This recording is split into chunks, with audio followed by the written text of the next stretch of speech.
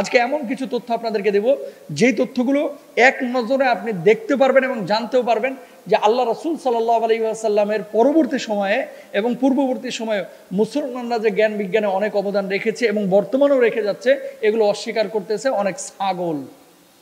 কারা মুসলিম বিজ্ঞানী, কারা কি অবদান রেখেছে দেখেন। এক নাম্বার,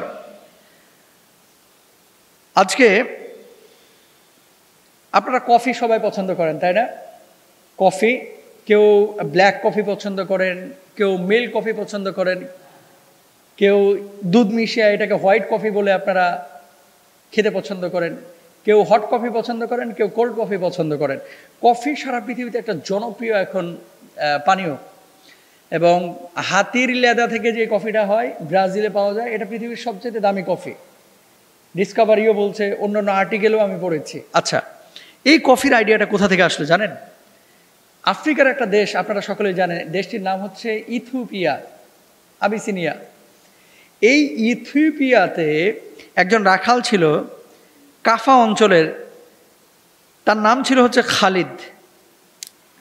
এক আরব বাসিন্দা ছাগল চড়ানোর সময় খেয়াল করেন যে জামের মতো এক ধরনের ফল খাওয়ার পর প্রাণীগুলো অনেক সতেজ দেখাচ্ছে। খালিদ ওই ফলগুলোকে সিদ্ধ করে সর্বপ্রথম কফি তৈরি করেন। এর পরপরই পানীয়টি ইথিওপিয়া থেকে ইয়ামানে রফতানি হয়।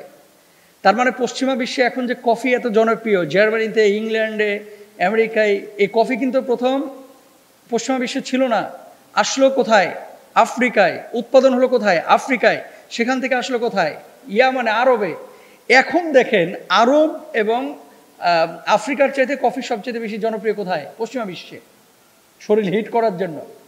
তাহলে কফি উৎপাদনের ক্ষেত্রে আমরা মুসলমানদের অবদান সর্বপ্রথম পাই। এবার আসেন, স্রষ্টা তো আল্লাহ সুবহানাহু ওয়া তাআলা, মেধা আল্লাহ দিয়েছেন।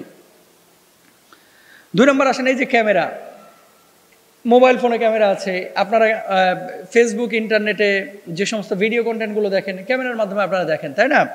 এই ক্যামেরা কিভাবে আসলো জানেন? জানেন না অনেকে। এখানে মুসলমানদের অবদান আছে, এবং শুধু অবদান না, আবিষ্কারের পেছনে এদের অবদানটাই সবচেয়ে বেশি। আপনি আমার সাথে দ্বিমত পোষণ করবেন, কারণ মাথার মধ্যে যদি আপনার নাস্তিক্যবাদ চিন্তা থাকে, আর যদি বাম রামদের ট্যাবলেট আপনি প্যাডের মধ্যে রাখেন, তাহলে ভালো জিনিসও আপনার কাছে খারাপ লাগবে, যে হুজুররাই সব তাহলে আবিষ্কার করছে। আমি বলছি না হুজুররা সব আবিষ্কার করছে, আমি বলতে চাচ্ছি যতটুকু করেছে ততটুকু স্বীকার তো আপনি করবেন, সেটা তো আপনি করেন না, সেটা তো করেন না। মুসলিম বিশ্বের কি কোনো অবদান নাই? মুসলিম বিজ্ঞানীদের কি কোনো অবদান নাই? এই ক্যামেরা কোত্থেকে আসলো? প্রাচীন গ্রিকরা মনে করত আমাদের চোখে লেজার রশ্মির মতো আলোক রেখা রয়েছে, যা আমাদের দেখতে সাহায্য করে। 10ম শতাব্দীতে মুসলিম গণিতবিদ, জ্যোতির্বিদ ও পদার্থবিজ্ঞানী ইবনে আল হাইতাম সর্বপ্রথম উপলব্ধি করেন যে চোখ থেকে যতটা আলো বেরোয় তার চেয়ে বেশি আলো চোখে প্রবেশ করে। চোখ থেকে যতটা আলো প্রতিফলিত হয়, বাইর হয়, তার চাইতে বেশি আলো প্রবেশ করে। আর উইন্ডো শাটারের মাধ্যমে একটি বিন্দুতে প্রবেশ করতে পারে। এটি বুঝতে পারার পর তিনি প্রথম পিনহোল ক্যামেরা আবিষ্কার করেন। আল হাইতাম বুঝতে পারেন যে বিন্দু যত ছোট হবে ছবি তত ভালো হবে। এই উপলব্ধি থেকে তিনি প্রথম অবস্কিউরা ডার্ক রুম স্থাপন করেন। তাহলে দেখেন, ক্যামেরা আবিষ্কারে অবদানটা কার? মুসলমানের। 2 নম্বর গেল। 3 নম্বর আসেন, আসলে বিস্তরভাবে আলোচনা করলে ঘন্টার পর ঘন্টা চলে যাবে, এই জন্য সংক্ষেপে বলছি। প্যারাশুট, এই যে বিমান থেকে লাফ দেয়। আমি যখন জর্ডানে ছিলাম, জর্ডানে একটা মিউজিয়ামে দেখার পর আমার মাথা ঘুরে গেছে। কি? আপনারা সবাই জানেন যে বিমানের আবিষ্কারক, এই যে বিমান উড়োজাহাজের আবিষ্কারক কে? আপনারা সকলেই আমেরিকার কথা বলবেন। আমেরিকার অরবিট রাইট এবং হচ্ছে উইলবার রাইট, এই 2 ভাই উড়োজাহাজের আবিষ্কারক, সবাই কথা বলে। আচ্ছা, এরও আগে স্পেনের মুসলিম কবি, জ্যোতির্বিদ এবং সুরস্রষ্টা প্রকৌশলী আব্বাস ইবনে ফিরনাস আকাশে উড়ার একটি বাহন তৈরির প্রচেষ্টা চালিয়েছিলেন। কত সালে জানেন? 852 সালে। আরে এই 1600 সালের কথা বলতেছি না, 852 সালে। তখন এই আব্বাস ইবনে ফিরনাস আকাশে উড়ার চিন্তা করেছিলেন। চিন্তা থেকে তিনি কি করলেন? আপনারা কর্ডোভার গ্র্যান্ড মসজিদের কথা সকলেই জানেন। আর এই স্পেনের যে কর্ডোভা, এই কর্ডোভার গ্র্যান্ড মসজিদের মিনার থেকে তিনি লাফিয়ে পড়েন। তিনি আশা করেছিলেন এভাবে পাখির মতো মসৃণ গতিতে উড়বেন, মানে 2 হাত এভাবে 2 দিকে দিয়ে, 2 হাতের সাথে পাখির যেমন ডানা, এরকম ডানা বানিয়েছিলেন কাপড় দিয়ে, শক্ত পলি দিয়ে বানানোর পরে উনি কর্ডোভার ওই মিনার থেকে লাফিয়ে পড়েছিলেন। যাই হোক, আল্লাহ বাঁচিয়ে দিয়েছিল। সেই সময় তিনি আকাশে উঠতে পেরেছিলেন কতটুকু সময়? সামান্য সময়, কয়েক সেকেন্ড, তারপরে পড়ে যান। এরপর আসেন, ওই বাহনটি ইতিহাসের প্রথম প্যারাশুট বলে গণ্য হয়। 1875 সালে 70 বছর বয়সে তিনি সিল্কের কাপড়ের সাথে ঈগল পাখির পালক যুক্ত করে পর্বতের উপর থেকে ঝাঁপ দেন।